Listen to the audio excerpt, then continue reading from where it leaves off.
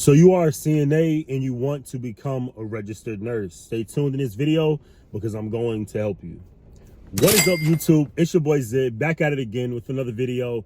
And today I'm going to be talking to the masses about how to become a registered nurse. And really, I'm really focusing on the CNAs that want to become registered nurses, because at one point I was a 3 or 2.5 year, 3-year CNA that wanted to become a registered nurse, and I did actually get there and get my ABSN in nursing. I am doing a challenge right now. I'm trying to post 16 videos this month. Right now I think I'm on video number 4 or 5, but this is the goal for consistent content, and I'm just dumping all the information I have in the 3 years that I've amassed on this channel. So much love, so much support, and if you made it this far, go ahead and click subscribe, because I post nothing but nursing content and vlogs about my life working as a registered nurse, working as a CNA. So, you know, stay tuned for more, because I have a lot more on the way. And if you haven't already, lock in, because the group that we have, the family we're building here, is here. So, yeah, this is for CNAs that want to become nurses. Let's get into it.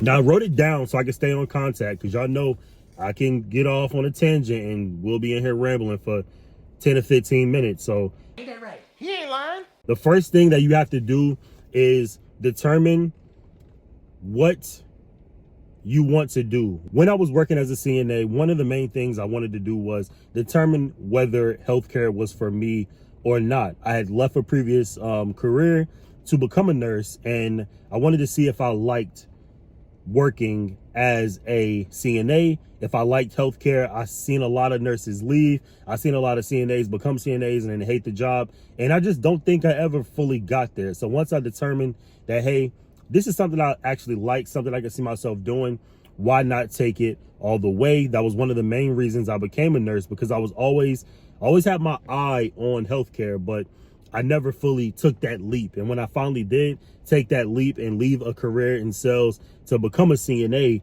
I was a little sketchy about it, because for one, I didn't hear good things about working as a CNA. For two, I wasn't really sure whether I wanted to do it or not. But after working as a CNA for 6 to 9 months, I realized, hey, I'm tolerating this job and I'm enjoying this job a little more than a lot of people. I'm going to apply for nursing school. I think that's one of the best realizations you can make when you work as a CNA, without fully burning yourself out doing 3, 4, 5 years as a CNA. I did 2.5, so you know I can speak to this. But I feel like all you really need is 6 months as a CNA, and then you can go ahead and apply for nursing school. Next, the very next thing you have to do is figure out the programs in your area. Is it an LPN program, which is a license of practicing nurse? Is it a ADN program, an associate degree nurse, or is it a bachelor's of science in nursing? Little backstory for me, I already had a bachelor's degree, so I knew that I was going to look specifically for ABSN, or accelerated bachelor's of science in nursing programs in my area, and I found 3. I knew that's what I wanted to do, because I wanted to go ahead and mitigate any length of extra time I would have to spend to be in school. And the quickest route for me was an ABSN program. They typically range anywhere from 13 to 14 months to 18 months of school straight to get your bachelor's of science in nursing. But I didn't have any kids. I didn't have real responsibilities. I lived with my parents for, I want to say, half of the time that I was, you know, kind of prepping to do the nursing program. And I got a fiance, and then we moved in, and then everything was good. So just a little backstory on me. I didn't have major responsibilities, but just stay tuned. We'll get into that. So the first thing I would do is see what programs that you have in the area and see what they require. One requirement that most nursing schools require, at least in the Southeast region where I'm at in North Carolina, is a T score. You want to do well on the T's. I have a video on how I prep for the T's, how I pass the T's, and all that good stuff in my list of videos, and I might be able to link it to the comment section below. But you want to do well on the T's, because that's going to help determine whether you are within the parameters to be accepted into whatever nursing school. A lot of times schools just want you to have the national average. I don't know what that is at the moment, because I took the T's in 2021. That's what, 4 years now, 4 years ago. I took the tests in 2021, so I don't have the, the range of where it needs to be, but you need to be at least at the national average, and I would recommend being a little bit above it. I was a little bit above the national average, so everything was fine for me. But you want to apply for the T's. I think the only other test will be the HESI, depending if, you want to take both or your school recommends you take the HESI over the T's. I'm not sure about that, but that's some research that you will have to do. After you take the T's, you want to work on finishing up whatever prereqs you have for your program. LPN program, I've realized there's not many prereqs. I'm not going to list all of them down here, but you don't have to take chemistry. You typically don't have to take stats. They sometimes require you to take a medical terminology class. That's one thing. The ADN, there is mostly required AMP1, AMP2, psychology, potentially some form of math. I don't think it requires statistics, but like base level math. It's very, low maintenance. And what I'm going to speak more on is the bachelor's of science. I already had a previous bachelor's degree, and it was a non-nursing bachelor's degree, but I had a lot of classes. I already took anatomy. I had to take AMP2. I already took a math class. I took business calc for my first degree. So it kind of fit in. I think they took that credit instead of statistics. I had to go back and redo developmental psych. I had to go back and redo chemistry. I had to go back and redo nutrition. These are all classes I didn't take for my first degree, but it all worked out. There is a little bit more you have to do for a bachelor's of science outside of prepping for the ADN than the BSN, but determine which one is fitting for you. I will say most bachelor's programs, if you do the ABSN, is going to be within that 13 to 18 to 2-year mark for that program. But all ADN programs for the most part are 2 years, period. There's no short ADN program. It's all of them will be 2 years, and most of all of them will be giving at a community college. So apply and see which one works for you. Word of advice, if I can redo mine, I would do my LPN first, bridge it to my RN, and then bridge it again to my BSN. It's a lot of time, but at least you can work. And for people that can't take time off of work, can't take time not, paying for their kids, if they have a lot of responsibilities, I would recommend you do the LPN first, ADN and RN. ADNs for your RN and then your BSN. Don't take my word for it. I'm just telling you what I've seen and how I would do it. I'm not a, consultant for nursing. I'm not a guru for nursing. I'm just telling y'all my experience, learning from my experience and then passing it on to you guys. The next thing I would do is focus on your budget. I've seen a lot of people actually not make it in nursing school because their budget and lifestyle does not support them being in school and having to have clinical and not being able to work and stuff like that. So figure out what works best for you. The program that I got for my ABSN was around a little more than $20-something thousand. I did get accepted into another ABSN a little while back before I started at my school, and it was $60,000. A lot of them private will be $60,000, $80,000, $100,000 programs. I can't do that. I don't know who wants to put themselves in that much debt, but I don't want to put myself in that much debt. I don't want that debt. I don't want that hanging over my head. I'd rather do my little 20 and figure it out, roll the dice and see, how it goes. But figure out your budget. Most cost-effective programs is going to be your ADN, 5, 6, 7,000. I haven't seen one more than $10,000, but I feel like that's a little steep for the ADN. And then your LPN, which there's some cheap LPN programs, probably a little bit less than that same rate for the ADN. But figure out what budget works for you.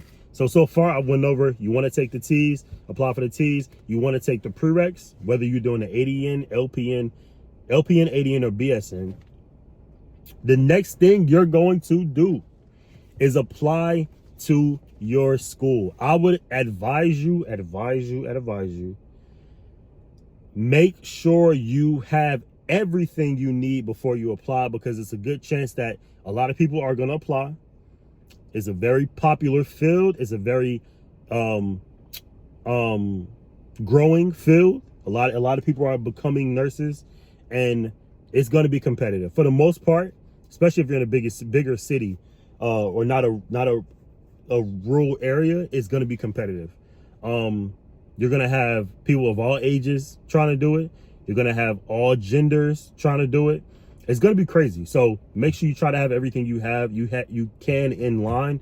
And some of the best advice that I think I saw in another video from a male nurse, I think his name is Trev RN. He gave me a great word of advice, and this is actually something that I did. Before I applied to my school, I went to the school. I toured the nursing building. I was there. You speak to the people there, because then you can get a feel for, hey, I feel really supported by this person. I really like this program. I really able to see something else. And for me seeing it and actually putting a face to the name when I did apply, I feel like that helped me get accepted. I'm not gonna lie, I'm just letting you know. I feel like that helped me get accepted, and I know it helps a lot of other people get accepted too.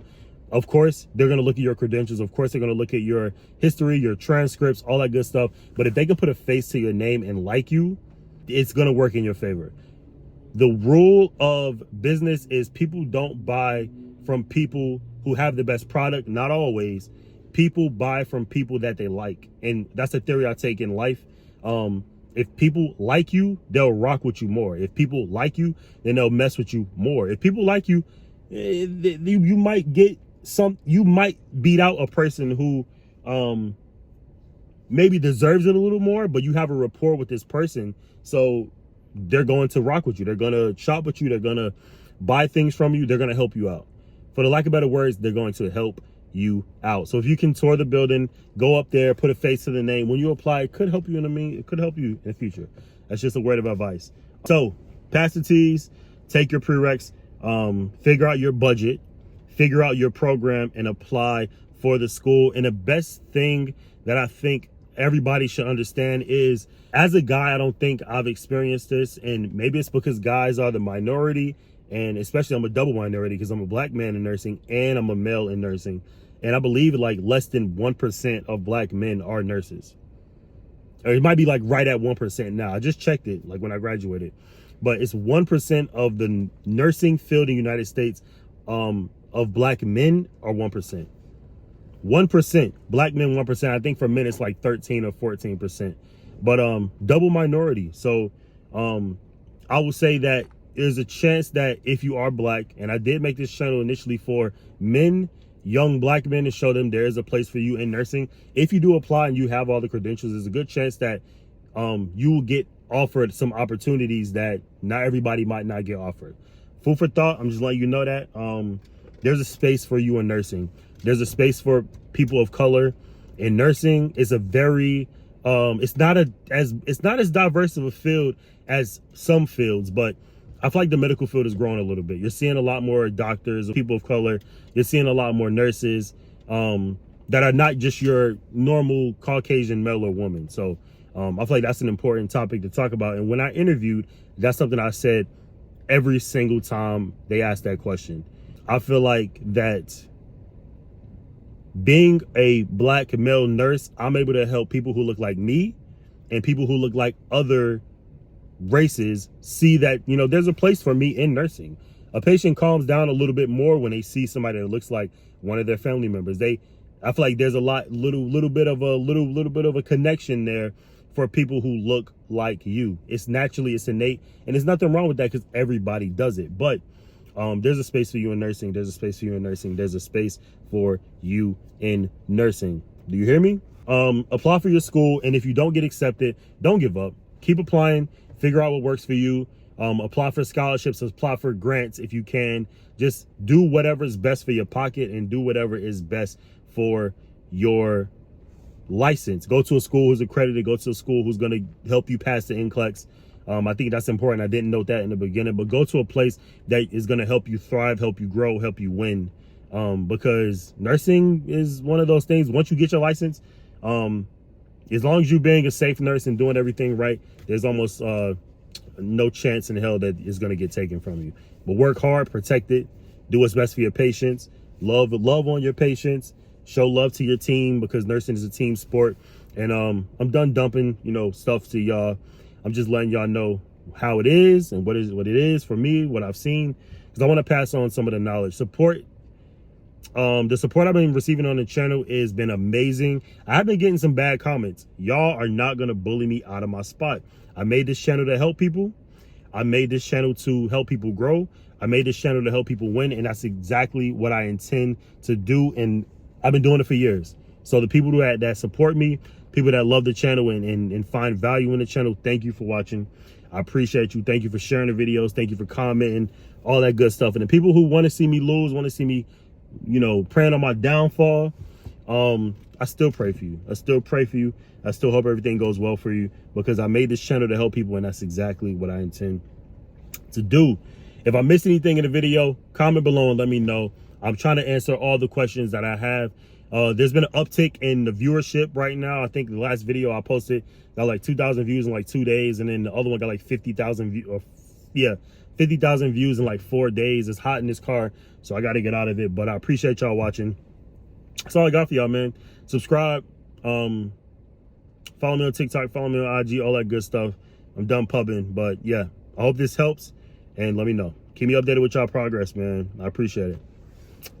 Peace.